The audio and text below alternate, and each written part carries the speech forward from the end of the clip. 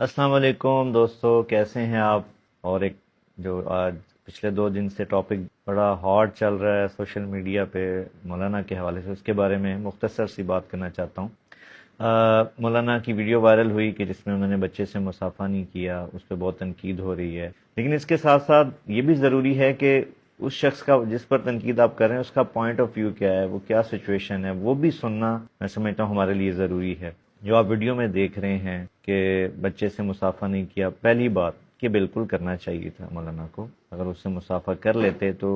کوئی ایسا بڑا مسئلہ نہیں تھا کہ مولانا صاحب یا مولانا جیسی جو بھی پبلک فگر ہوتا ہے، جو عوامی شخصیت ہوتی ہے، آپ یقین مانیے یہ زندگی بھر اگر ان کے مصافحے میں آپ کو گنواؤں یا گننا چاہیں ہم، تو یہ کروڑوں میں ہوتے ہیں۔ تو آپ ایک سمجھ سکتے ہیں، ایک عام آدمی، عقل مند آدمی، سمجھدار آدمی، کہ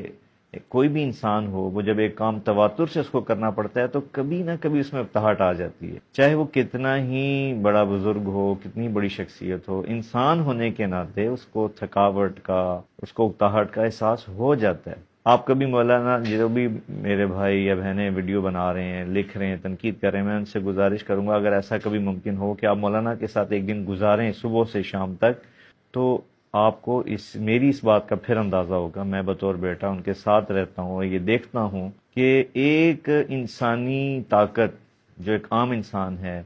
اتنا زیادہ لوگوں سے ملنا، اس کا پھر آپ دیکھیں آج کے دور میں صرف ملاقات نہیں، مصافحہ نہیں، پکچر کھنچوانا، سیلفیاں کھنچوانا،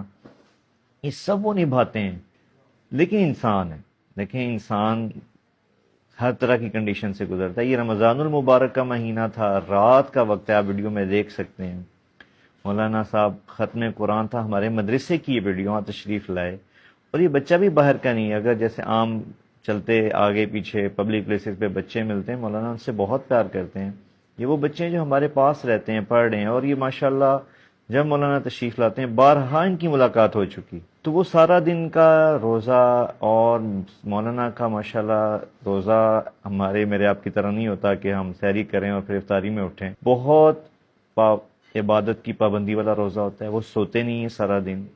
اور اپنی عبادات کا اہتمام، تلاوت کا اہتمام، پلس ایکسرسائز کا اہتمام، روزے میں بھی، اس ایج میں بھی ایکسرسائز نہیں چھوڑتے، اور اسی کی وجہ سے رات کو پوری اپنی تراویح کھڑے ہو کے مکمل اہتمام سے ادا کرتے ہیں، کوئی سستی نہیں، کوئی اس میں کمی نہیں، اور بہت جلد سو جاتے ہیں۔ پھر ان کی روٹین ہے 9 بجے بس ان کے لیے رات ہو جاتی ہے،